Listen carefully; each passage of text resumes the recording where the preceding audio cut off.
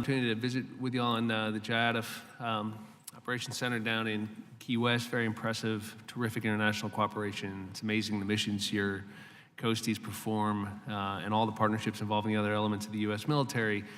One of the things that strikes me is the fact, vast area that you have responsibility for, twice the size of the continental U.S. Eastern Pacific is, I think, much vaster than people realize and much more important than the Caribbean in the scheme of things in terms of interdiction. I'm particularly interested in the fact that we're finally moving towards some new systems to assist you in your mission. I know in 2018, it's the first time the Coast Guard was able to contract for some unmanned aerial systems.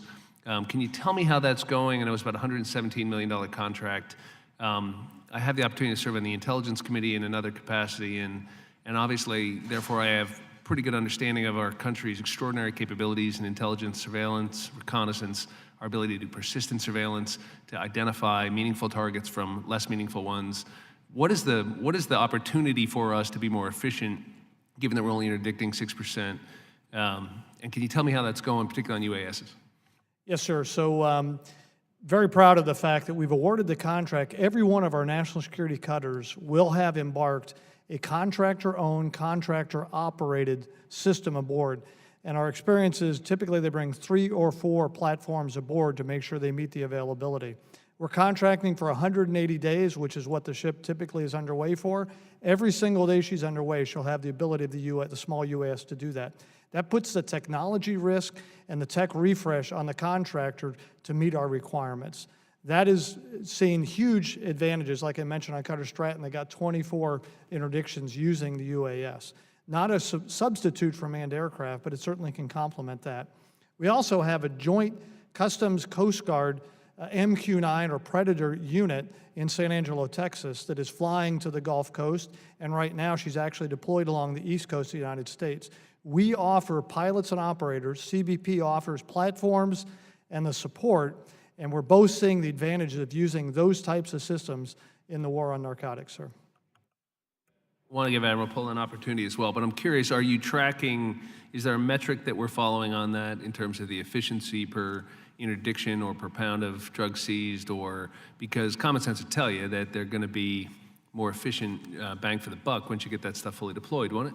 Yes, sir. So we're just sticking our toe into this business, and so we're going to collect just that, because the question would be the so what. Are we a better Coast Guard because of it? Are we casting more drugs?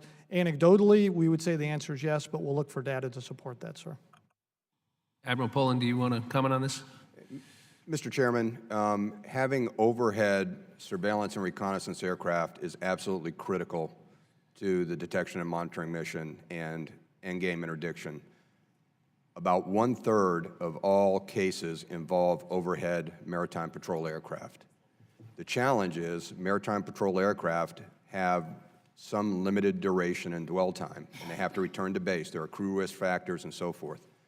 So JADF South is also looking at expanding into land-based UAS with the MQ-9s. We've got a proposal on the Hill right now looking at MQ-9s, likely having 2 MQ-9s forward-based in the AOR, and that's going to provide the persistent coverage that we need. We think that we can get those up 24 hours to provide persistent coverage. And as a percentage of that transit zone, what are you going to be able to cover with those?